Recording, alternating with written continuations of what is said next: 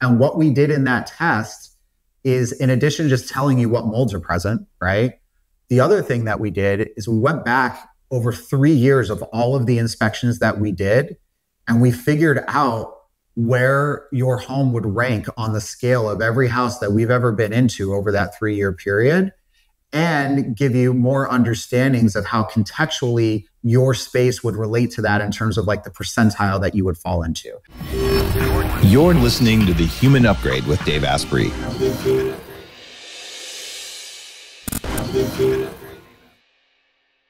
I'm teaching you some of the things that are in my new book, Smarter, Not Harder. And the idea there is that you can upgrade yourself, and there are things that we know work, like, I don't know, exercise. So you could say, I'm going to go do 90 minutes a day of exercise. And I know I'm going to get results. And the reality is you probably will get some results, but it might take a huge amount of time. In my case, it was 702 hours of exercise over 18 months. That's about, a third of a full-time job for a year in the gym sweating. Now you think I would have been chiseled and all, but I wasn't. I actually still had a 46-inch waist and still weighed 300 pounds. And it's one of the things that made me a biohacker today, because I'm on a low-fat, low-calorie, at the time, semi-vegetarian diet, and just hungry and tired all the time and still going to the gym with all of my effort. That's what I didn't know, was that I was also being exposed to a xenoestrogen. This is an environmental estrogen 1,000 times stronger than human estrogen. Human estrogen makes you fat. You need some of it. Men and women both need it, but you need the right levels. You also need testosterone. My testosterone levels were at 100. They were less than my mom's testosterone. And we actually have her lab data and my lab data from the same time. So is it any wonder that I looked androgynous and 300 pounds and still have stretch marks from that time, even though today I'm 7.9% body fat as measured at Upgrade Labs? So that's what was going on with these xenoestrogens. Was I licking cash register receipts? Was I blending them into my smoothies? Was it my polyester sports bras, which, by the way, do have a lot of BPA in them, although fortunately that's not something I've ever had to wear. But no, it was toxic mold. And toxic mold makes that and a whole bunch of other stuff. And in the episode today, I want to talk about a smarter, not harder way to deal with what's going on if you have all sorts of unexplained problems in your home or where you work or where you're going to school. They can be very different. One person's fat, another person's always tired, other people have dark circles, other people have emotional irregularity and bursts of anger that are out of character, sudden weight gain, onset of allergies that no one can explain. I had all of these things before I was 16 even. So it turns out toxic mold is a uniting element in that. So our guest today is Brian Karr. He's a second-generation indoor environmental consultant, and he works with hypersensitive individuals with complex medical conditions. That was me. And I'm actually not hypersensitive to mold the way I used to be. And I know this because I spent several months staying in a place that had high toxic mold levels, and I didn't have any reactivity. It wasn't good for me, but I didn't have the immediate kryptonite, like I need to take a nap. My brain turned off. It's like a full system shutdown feeling that I've had for almost my entire life when I walk into a moldy building. So I can feel it, but I could smell it, but it didn't wreck my nervous system. So this is because of some of the resilience practices that I've been teaching. But the guy who helped me understand what was going on is Brian. And he's the co-founder of We Inspect, which is a environmental testing company who works to help people understand mold, mycotoxins, and even bacterial toxins that exist in your homes, what's there, even down to the genetic level, and what it's doing to you. Now, go back to the definition of biohacking when I wrote it, that very first little like kind of steampunk looking PowerPoint slide that I turned into an infographic. There's the art and science of changing the environment around you and inside of you so that you have full control of your own biology. If your environment is moldy and has biotoxins, then maybe you don't have control of your biology. The mold does, because it's hijacking your system. Brian's become just the go-to guy for a lot of medical doctors across the country. He's helped more than 5,000 people, as sensitive as I used to be, to create healthier living environments.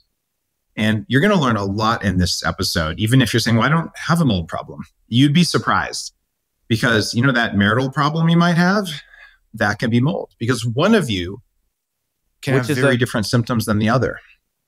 If you've ever had a chance to go to moldymovie.com, this is a documentary I shot a couple years ago, actually, probably like 5 years ago. And it's free. It's a gift. And I interview a dozen people affected by toxic mold and a dozen top experts, medical doctors across the country, in order to really show this is real. And my favorite interview is with a couple. They're both medical doctors.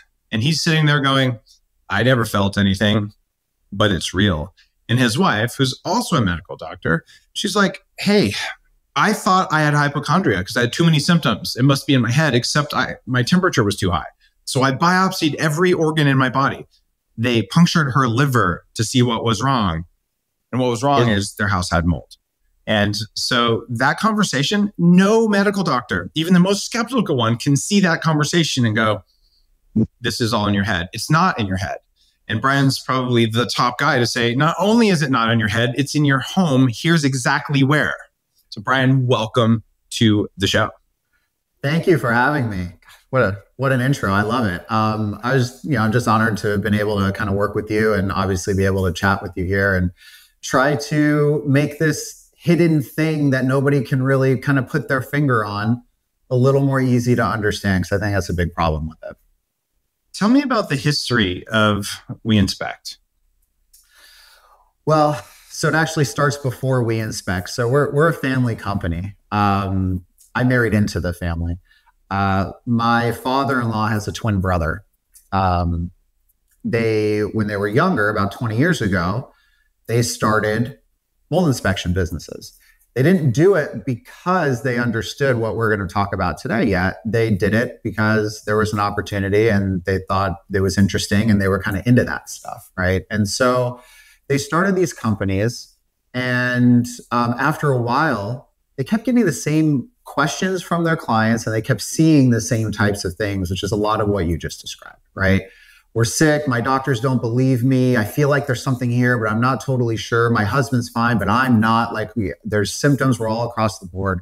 And then they started asking health questions, and they didn't know the answers to those yet, right?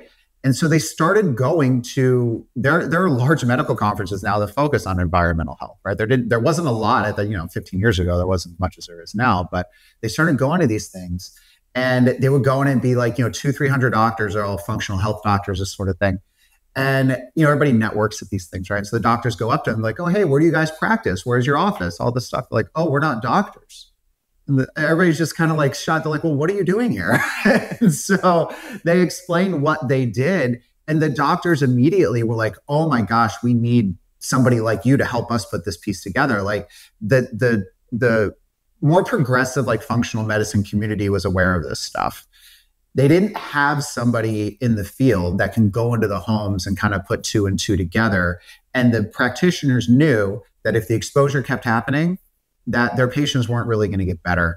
And it really just kind of opened the door for what is out there and really how, we can make our impact in the world. Well, fast forward, years off of that, we're now speaking at these conferences and we're educating the doctors and we're educating our industry and we're doing a lot of that. And with that came a lot of demand and referrals from all over the country and sometimes even beyond the country in many cases. And then that's where We Inspect kind of took hold. So myself and my co-founder, Corey, who is my cousin, who's the son of one of the twin brothers, right? All of it together. We were kind of the younger generation. We knew how technology worked. We kind of knew all this stuff. Like we've got to figure out a way to not just say we're only in LA and New York. And if you live in the middle of the country, it sucks to be you, right? That's not fair. It shouldn't be like that. That's not the time that we live in.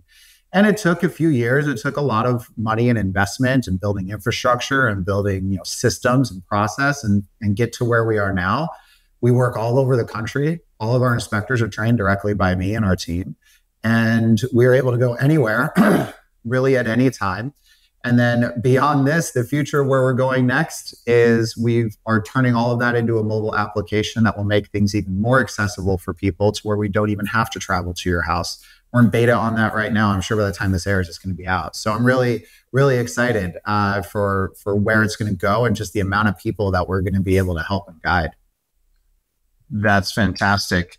What was Betsy's role in the foundation of the company? There's a really cool story there that I didn't even know about until you told me at my house. Yeah, so Betsy works with us. She's she runs our health partnership division. So we actually have an entire group that the whole focus of this group is to provide resources and education and guidance to the medical community to help them kind of connect the dots. Betsy had her own health issues that were exacerbated by mold exposure, right? So and there's a lot of people that are like this. There's a lot of doctors that are like this too. Like the people that are the most forefront people in this industry, I'm one that's included, had their own health issue with mold. And we're like, holy crap, what am I doing in the world? Because whatever I'm doing isn't as important as figuring this out, right? And then people find their calling off of this. And you started, biohacking, we moved into mold inspection, all these different things. Doctors start practicing. And that's really how like changes started to happen in this world. And, she had her own health issues. She was impacted by mold. She was emailing with you way back early in the days before you were who we know you are now, asking for tips and advice and help because she read your book and did different things. And you were gracious enough to respond, which is pretty amazing. Well, this was before I wrote a book. It's kind of funny. This must be like the late 90s. I was running this anti-aging nonprofit group right outside Stanford University. And I was learning what is now biohacking from people in their 80s. And I'm like in my mid 20s.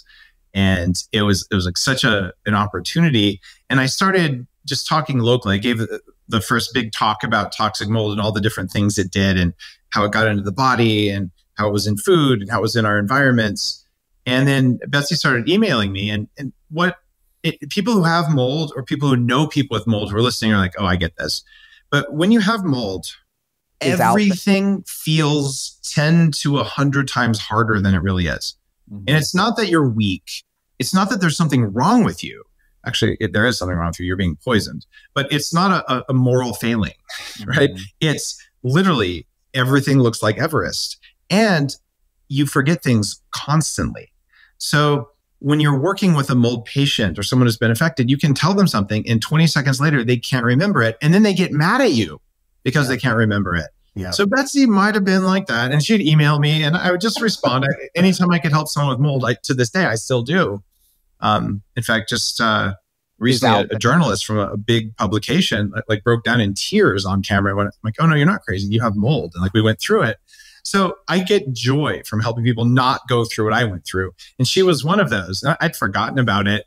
And then when you reached out and Betsy reached out and sent me this beautiful email going, do you remember when I was that crazy mold person? I'm like, which one? All mold people get crazy. And they're like, oh yeah, okay. And I actually remember this exchange. And so the fact that she's working with you 20 years later on helping thousands of people with mold, that actually makes me really happy. So that's just a neat We Inspect story. It's really cool. And, your story shows people that you can heal from this stuff. But I think a lot of times when they see somebody like Dave Asprey, who is healed from this, and he has all the connections that he has, and he has all the toys and the tools and stuff, people start to think, well, like, oh, I don't have access to all that stuff. So that's, it can happen to him because he has access to this stuff. Betsy didn't have access to any of that stuff, right? And a lot of our clients don't have access to any of that stuff. And they can still get there. And so like that little micro story there is to just let people understand that it's not just like, the lucky people that happen to know somebody here or there, that anybody can do this. You just need a little guidance. Yep. A little guidance can go a long way. But the most important thing that I think we can share with people in this episode is just, you're not crazy if you feel like you're hungover all the time and if you feel like you can't control your emotions and that you keep getting fatter for no reason and you just moved. Or that's weird. Yeah, there was that water leak, but the plumber fixed it. Sometimes that's all it takes. One of the stories that was really formative for me that really brought this out, I already knew about mold. And the place where I was staying in in Northern California, the dishwasher wasn't working. So we had it replaced. And the guy said, oh, there's been a water leak behind the dishwasher. It looks like it's for years. And they put in the new one and my dogs stopped eating. And then it was like my gut lining shed. I'm like, oh my God, I feel like I ate Taco Bell, but I didn't go to Taco Bell. And then I had this worst brain fog and no amount of coffee, all the normal things. It was like something went sideways. And it took me a week or two to figure out it was mold. And then instead of moving, even if it's, you have to put on your credit card, you just have to get out so your brain can work again. If you've been listening to The Human Upgrade for even a little while, you know that alcohol isn't good for you. Also, if you're like 99% of people out there, you probably do drink on occasion because it's a social experience and it tastes good. And let's face it, it feels good. So what do you do about it? Well, the thing I'm most excited about is a product called ZBiotics, because ZBiotics makes a genetically engineered probiotic drink. And you have this before you have alcohol. And for the next 24 hours, it helps to protect you from the toxic breakdown of alcohol. And it's genetically engineered, but it's not the kind of genetically engineered crop stuff we're dealing with. It's actually an edited bacteria that can't reproduce. And what it does is it just breaks alcohol down into something that's not toxic. It was invented by PhD scientists to tackle rough mornings after drinking, because you know how those PhDs are. Here's why it works. When you drink, alcohol gets converted into a toxic byproduct called aldehyde in your gut. It's that product, not dehydration, that's making you feel like crap the next day. ZBiotics produces an enzyme that breaks that toxic byproduct down. All you have to do is remember to make ZBiotics your first drink of the night, and then you'll feel so much better tomorrow. Every time I serve alcohol at parties at my house, I put ZBiotics out, and everyone says, wow, I feel so different. And when I have sake with my sushi, I take ZBiotic. So if you're planning a little partying this summer, definitely take care of your liver and take care of your aging with ZBiotic. Go to zbiotics.com/Dave to get 15% off your first order. ZBiotics has a 100% money-back guarantee, so if you are unsatisfied for any reason, they'll give you your money back, no questions asked. This stuff really works. If you don't have enough time to have conversations with people about what the information you're giving them actually means, and you saw this yourself, when the information comes, it's like, whoa, there's a lot happening, right? And if you don't have the guidance to walk you through that, you can start to spiral. And that's where you start to get to the feelings that you're talking about. It's hopeless. There's nothing I can do. I'm just going to sit here and die, because you see a report that identifies problems and that it immediately is going to elicit a feeling of either fear or hopelessness or overwhelm, right? And so what we have to do, and what we've learned with working with people that are sensitive, is you have to apply context to stuff, right? The information that we're finding in just testing and reports, it's all just hard data. That's what it is. This is what the problem is. This is the best way we know how to fix it. Okay? It's not applying priorities. It's not understanding their living situation. It's not taking into account their goals and what they're trying to figure out, or their limitations or anything like that. You start getting into these conversations, like, and even in renting, there's like all these sub goals. I'm renting and I just want to get out of the house.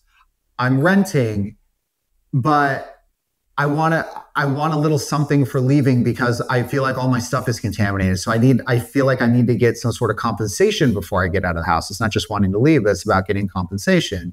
Just those two goals change the entire way that you test a space. So you build a story in terms of your testing around the goals that you have. And then we talk through, how do you prioritize? How do you leverage certain things? How do you have conversations with the key players in the game to help you get to where you need to be? And it all, like, I was the first person I saw this happen to before I even knew that mold was a thing. Mark, who's my father-in-law, who was with me when we came to check out your place that you were in, he went through my space. I knew nothing about it. My landlord sent in somebody who said everything was fine. It was, one of these pump jockeys that were there for, 30 minutes. Mark comes in, he's in my house for like my 800 square foot apartment for like 3 hours, finds 8 things that are going on, and then asks me, so what's your goal? What do you want to happen here? Wow. And I'm like, what do you mean? Because you don't think about that stuff when you're going through it.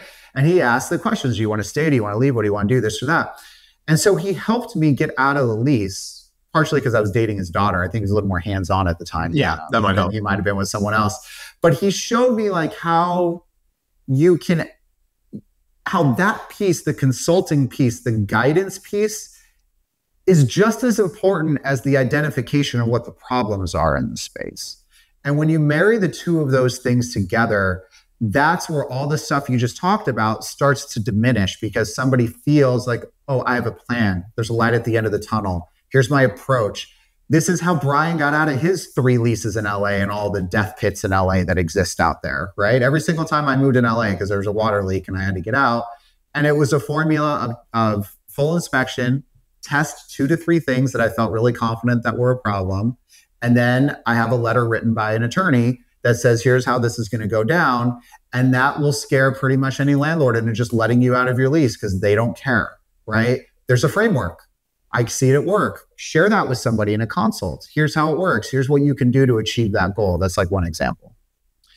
This is a major problem. And I've heard this for probably 1,000 times over the last 10 years because I did the documentary, because I've been pretty public about what mold did to me until I fix it. It's part of my biohacking journey. People call and say, my landlord doesn't believe me. They came in, they sprayed bleach on the mold. By the way, does that work? No.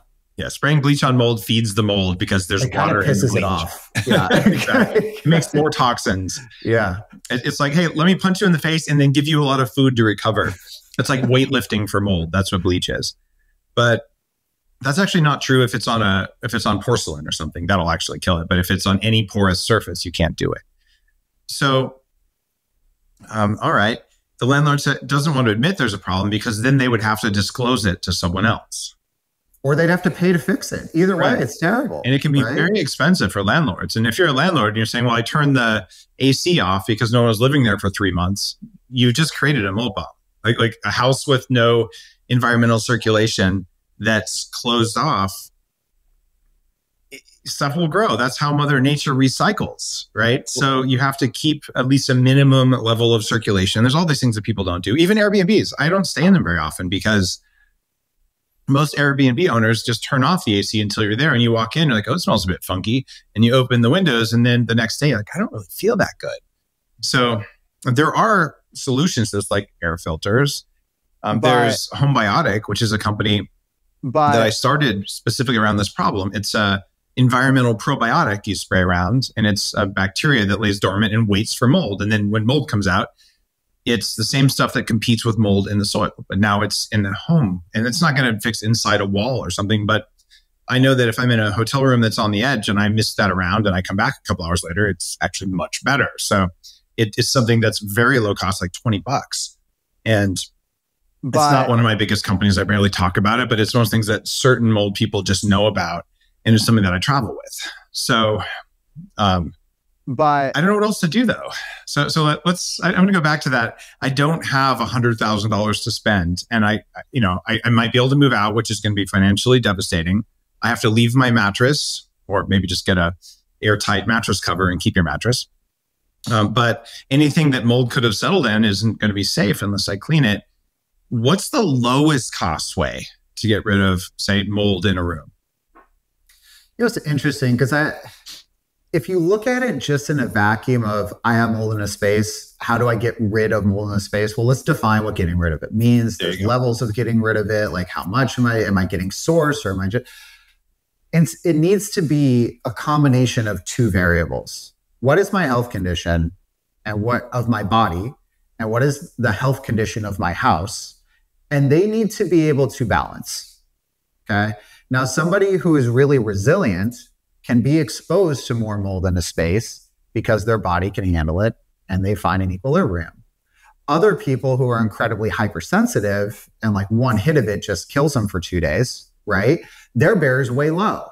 So now that means that your exposure needs to be way low to find your equilibrium until you start building up your resilience. And then, just like you said with the space that you were in, right? Like, you used to be really bad, but now you're not because you've done some work and you can handle being in a space for a little bit without completely crashing, right? And so I think as we're talking about, well, like what's the cheapest, lowest cost, fastest way to handle something in a space, we'll get there. Where's your starting point? Because if we don't know where your starting point is, I can tell you, listen, the 3 easiest things you could do right now: get a really good air filter, open up your windows for 10 to 15 minutes a day, and do a super spring cleaning on steroids to get rid of all the central dust in your house. You do those 3 things, and you're getting rid of a lot of the kind of everyday exposure that's going on. So this might be the one time you want to wear a mask, is when you're doing a deep spring cleaning in a home that has had some mold. So you wear maybe an N95 mask. And I actually owned an N95 mask for that purpose before all of the nonsensical use of masks came up. And you actually really do put that on. And then you clean, or you have a cleaning service do it if you can. But it has to be like you lift up everything, you dust all the books, everything. And magically you feel way better, right? And it's not dust mites necessarily. They could be a problem for you, but it's these little particles that just happen. So if you see dust building up, especially around the bedroom area, like you got to just get it handled. That makes a huge difference. By now, you've probably figured out that taking omega-3s every day is a really good idea if you care about your cardiovascular health, how your brain works, and even how your eyes work. And quality really matters in fish oil supplements. And that's why Puree stands out. Puree's O3 is third-party tested, certified by the Clean Label Project and IFOS. Puree runs all of their supplements, including their O3 Ultra Pure Fish Oil, through lab tests for more than 200 contaminants, and they publish all the results online, so you know what you're getting. That transparency means that you can have peace of mind, and you don't have to worry about all the bad stuff that can be in fish oil supplements. Right now, you can get 20% off site-wide, including things that are already discounted, like subscriptions. That'll knock almost a third off the price of fish oil that you really want to take. Visit puree.com/Dave. That's not spelled the way you think. It's PUORI.com/Dave. Again, that's PUORI.com/Dave. 20% off. And this is really good, really clean, ultra pure fish oil. The reason that having a really thorough dust cleaning, you can feel a big impact, is because what happens when mold spores or toxins or even bacterial fragments, all the stuff we're talking about, and it's not just that stuff, it's everything. It's insect fragments, it's skin fragments off of all the stuff that floats around our house, airborne pollutants. Gravity brings them down and they settle in dust reservoirs. And dust acts like a giant spider net or spider web, basically, and it holds all this stuff. Well, there's this thing that's called the human cloud effect. There's studies that are done on this. So the visual of this is, if you ever watched Charlie Brown, and there was the kid that was like super dirty all the time, and he always had this cloud of dirt just like surrounding him all the time. That happens to us literally every step we take in our house, every time we sit down, every time I bump my computer desk, except instead of dirt, gross, smelly dirt, which is what that was supposed to be, it is invisible particles that come up from dust settlement on your counter, on your couch, on your carpet when you're walking. It pops up into the air and it becomes part of your breathing zone, and it creates what's called a human cloud. Okay. When we're exposed to mold in a house, the source of mold may be behind a wall. That might be where it's coming from. The source of the mold that's hidden behind the wall is not actually what we're breathing. Our face isn't behind the wall, right? It's creating what we're breathing. Think like a factory. There's a factory a mile down the road. You're not walking in the factory, but the smoke coming out of the top of the factory is the air pollution that you breathe when you walk outside. The air pollution in our house is the spores and the fragments of stuff that come out of the factories that are hidden behind the walls and in these water damage areas that we talked about. Your direct pathway to exposure, therefore, is what's floating around, and a big chunk of that, huge chunk of that, is settling in your dust and constantly getting resuspended into your breathing zone through the human cloud effect. So if you remove the dust that is carrying all of the toxins and the contaminants and stuff, and then you walk around your house, there's less of that to pop up in your breathing zone, less exposure, you start feeling better for a short period of time. So that's the connection between dust and why dust cleaning can help you get a short-term, feeling better kind of thing. But it doesn't mean the factory that's back there isn't still creating smoke, right? And that's the part that we have to understand, is if you truly are trying to long-term fix it, you have to bulldoze the factory down. You have to shut the factory down, fire all the workers, make them stop creating stuff. And if you can do that, Then you can do a final clean of the house and the dust cleaning like we talked about, and then you're not going to have any more that gets built in anymore. So it's just understanding, like, so we get back to what's your situation, what's your health situation, and what's your goal. I'm sensitive, I'm in a rental, and I'm not trying to be here long term. Cool. So the two things that you need to do are, one, you got to try to package your testing and your data in a way that's going to give you leverage to get out of your lease. And the second thing you need to do is short-term interventions to help reduce your exposure and make you feel better for a shorter period of time before you get out and go somewhere else, right? And then that's the consulting package, basically, in my mind, that I would put together for somebody that I'm talking to there. Okay. I'm liking that. One of the things that I did run into, I am actually a fan of doing an air test, because if it's in the air, you know you have a problem. But you probably want to like stomp around and kick up some dust before you do the air test. So at least you'll get a reading. But what I did, that was a mistake before I stayed in a place for a little while. I ran an air test and I didn't find much. So I'm like, all right, it's fine. But what I should have done was stomped around a bunch. Or now from learning from you and talking with you, if I'm going to go stay in a place, I want to do, like, for a long period of time, I want to do a swab test to find the dust, like what's in the dust, because that's such a problem. And I want to do an air test and kind of have both. Is that a good approach? Honestly, I'd leave out the air test. We don't do, I mean, you probably saw this when we were in your place too. We don't do air samples in the middle of rooms anywhere. There wasn't one that we did in the middle of an open space anywhere, because I know, and this is from the reason I know this is because I did this in a study for a year on every house that I went into.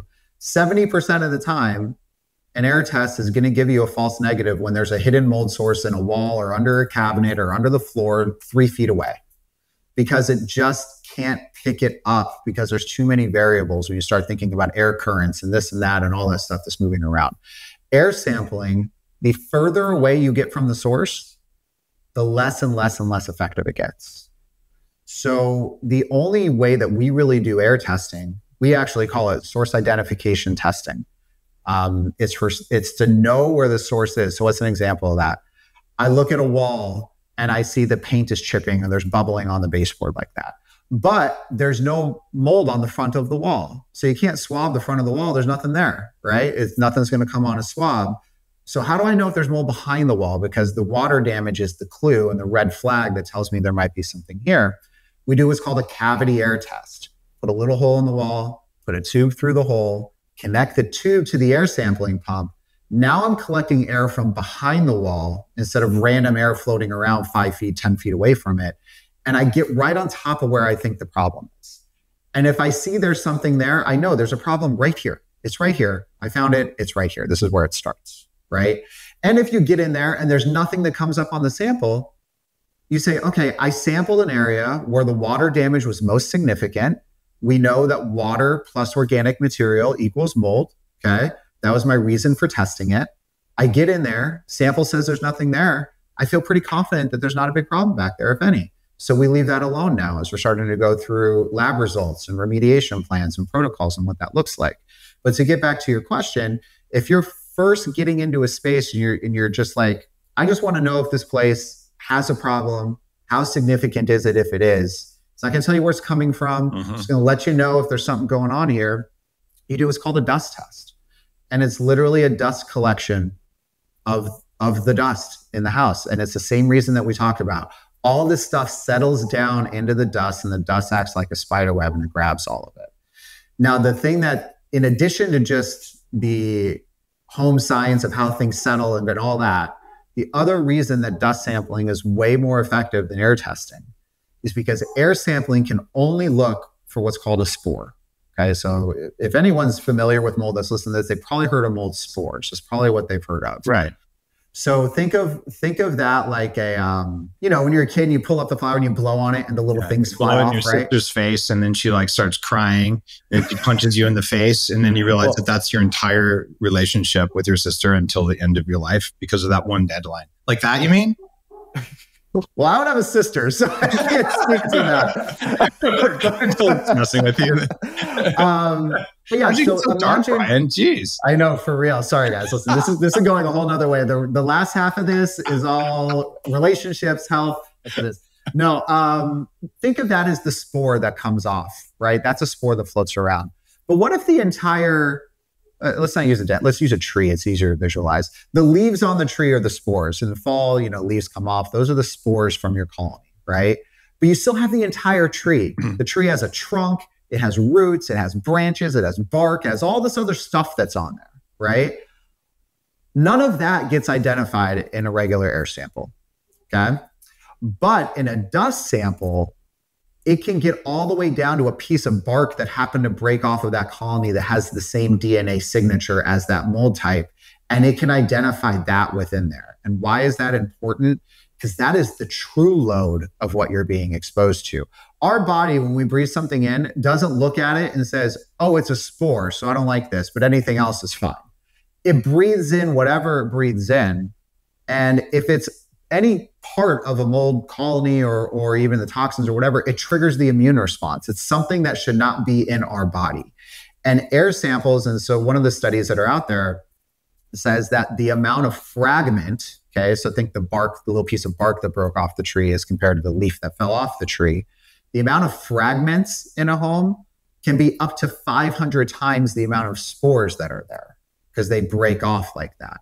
So our true understanding of exposure is better identified in a dust sample because you take out the variable of airflow patterns and all the stuff. You just go straight where you know it would be located, which is in the dust, grab the dust. Now you know you've got it if it's there.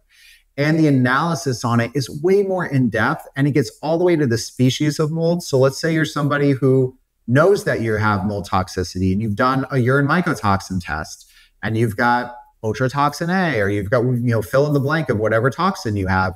You can now correlate that directly to the mold species that are in the house. And just from that, you can start start getting understandings of what your environment means for your space. But if you're screening a new place, you do that.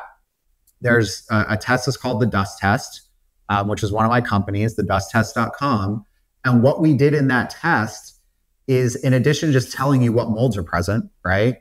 The other thing that we did is we went back over 3 years of all of the inspections that we did, and we figured out where your home would rank on the scale of every house that we've ever been into over that 3-year period, and give you more understandings of how contextually your space would relate to that in terms of like the percentile that you would fall into. Because if somebody's doing it for that reason, they're like, I want to know if this space is a place that I should even move into, or is it too far gone, or I should look for another one. The only way you know that is with context. And so again, just like I said earlier, I could give you all the data, but if you're not getting consulting, then there's no context. And what do you do, right? The same with these lab tests. I mean, even human lab tests are like, here's all these numbers. What the hell does this mean, right? It's the same thing. Without context, it doesn't mean anything. It can actually be more scary than not scary without an understanding of sort of what's normal and what's not normal and all that stuff. So what we did is I took the last 3 years of inspection data, what we found in the homes, all that stuff, and integrated it into the report that comes out with the dust test. So now when you get a result from the dust test, you get all the actual, raw lab stuff like you normally would with any sort of dust test. But the other thing that you're getting is the context. Where does my house rank on the scale and a percentile basis of all the homes we did?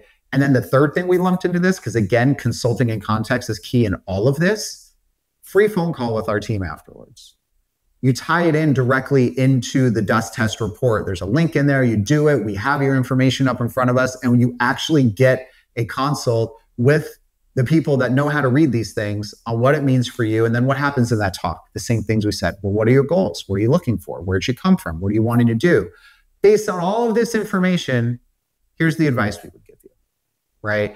None of that exists in the environmental world, right? There are some health lab companies that do stuff like that, but like our side of it, nobody does this stuff. Dave Asprey. This person got cancer. This person had diabetes. It couldn't possibly be the same thing, but you realize, oh, whatever mold is in those people's house, it was reducing mitochondrial function, which actually is a cause of both of those things. Since mitochondria are bacteria, the fungus had a toxin that affected that system or another system in the body. I believe that the vast majority of cases of chronic fatigue syndrome are caused by toxic mold. Lyme disease? Everyone with Lyme that sticks around has toxic mold in their house, like 90% of the time. Right. So is it actually caused by Lyme, or was it the mold did something bad to you that let the Lyme do its thing? So what I'm finding is we go lower and lower in the immune system. We're finding many seemingly separate symptoms are all caused by the same thing. Yeah, it's interesting because mold is an immunosuppressant, right? So you weaken your immune system, and we already have 100 trillion different types of bacteria in our body. It's anything can take over and cause any sort of symptom or illness within the blink of an eye. I mean, our medical system does a great job creating baskets, putting labels on it, and then throwing people in different baskets based upon their symptoms. But it doesn't get us any closer to the information we need to really thrive as a civilization, because, for so long, right, people have been saying, no, your house can't make you sick. That's crazy. Even to this day, I'm constantly talking to new doctors who are new to the information. We're not doing a good job really taking a lot of these cases and bringing them to the forefront and saying, what is the breadth of this? Because, I, for one, if you look at Lyme disease, you look at Sears, you look at chronic fatigue syndrome, you look at pretty much every autoimmune disorder, every autoimmune disease. We look at, the work that Dr. Bredeson's doing with, cognitive impairment and cognitive decline and, inhalational Alzheimer's. Like, what do they all have in common? It's neurotoxins. It's environmental toxins. It is in stuff that we can get through the air inside our own homes. But yet, we're not investing billions of dollars as a culture to study this. We're not, moving the needle forward. It's a couple of people like you and me right now that are, have dared to try anything to promote this as a topic that is affecting our civilization. And so, we don't have all the answers, but we have great suspicion for sure.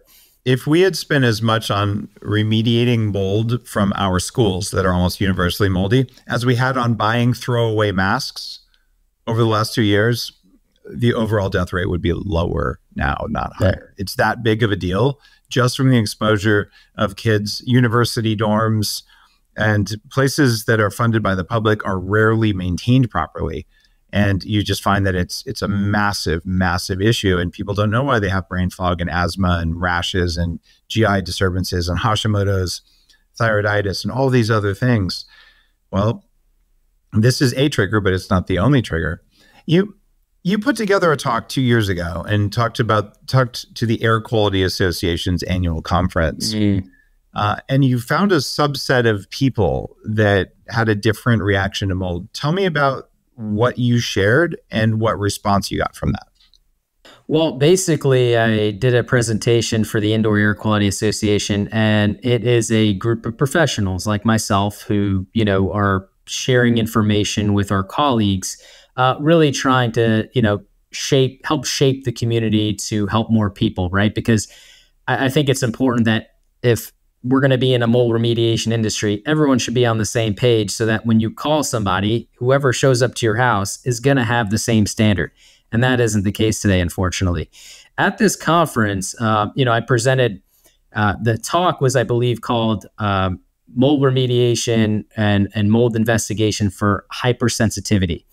And, it's kind of a term I've moved away from since then because, I think we're all hypersensitive in our own way.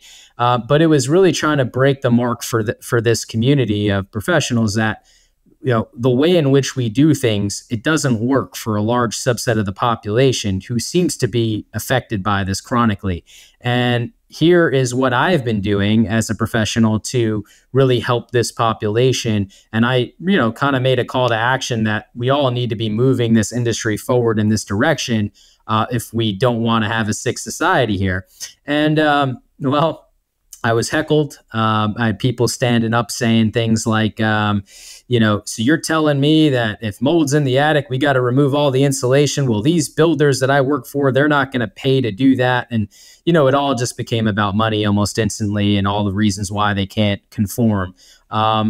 It was very frustrating, as you can imagine. Now, I would say maybe 90% of the room was not enjoying what I had to say because it would cost them in some aspect. And 10% of the room, was actually happy and wanting to do the right thing and love the information. And, we've kept the conversation going since then. But it tells you that, we have a lot of old dogs that don't want to change. And that's a big part of the problem here. It's kind of like how in the old times, before we had the internet, if you wanted to create change in a field, you just had to wait for the old generation to die. And that's why human progress has been so slow. It was that way in medicine. You get these younger doctors who figure out something new that doesn't match.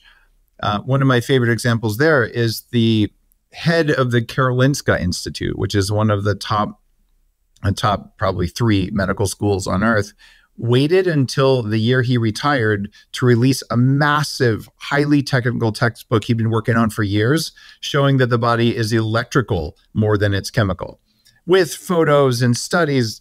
And he says at the beginning, you know what? I didn't publish this because I would have lost my job, right? But you said that 40% of the population has environmental mold sensitivity. How do you know that's 40%? Well, if you kind of look at the number of how many people are here in America, the 375 million people, you start to look at how many people have been diagnosed with SEERs, autoimmune diseases and disorders, Lyme disease. It's a third of the American population, and you start to backtrack those numbers and you say, what do they all have in common? Well, they all seem to be extremely sensitive to mold. You start to ask yourself why. Well, it is absolutely well known in the mold survivor community that once you've been exposed a few times, you can feel it. Do you have an idea of what the mechanism of action for the sensitivity is? I think I know. It's really interesting because after seeing so many people develop this sensitivity, what I think is actually happening is I think that our bodies are very, smart creatures, if you will. And when it knows that you're in a situation that is very similar, like a stimulus response mechanism, I think is really what's happening. It knows that. Like if you look at fish and other animals out there, there's a stimulus response. If they get hurt in a similar situation and they're in that similar situation again, they'll have some sort of, a heightened sense of awareness. I think that's happening for us too, because there's a lot of trauma that comes with this. So even if we get out of mold and get better, I think that you're going to always have this sense of, this place is dangerous. I'm not going to stay here too long. And I think some people get scared of that, right? They want to feel normal again, but this is a new normal. This is you being intuitive. This is you having more knowledge than you've ever had before regarding the subject. And this is you making sure you never get back to that point that was such a traumatic experience for you. It's not just mold though, because I promised listeners that we were going to talk about air quality in general. Formaldehyde is an issue. My former wife trained at medical school on cadavers, and she breathed so much formaldehyde that she got sensitized to it, probably via mast cells, come to think of it. And from then on, whenever we would go somewhere that had high levels of formaldehyde, like a mobile home or something, or an RV, she would just get severe reactions, like disabling reactions, like drops in blood pressure and stuff like that, just from formaldehyde.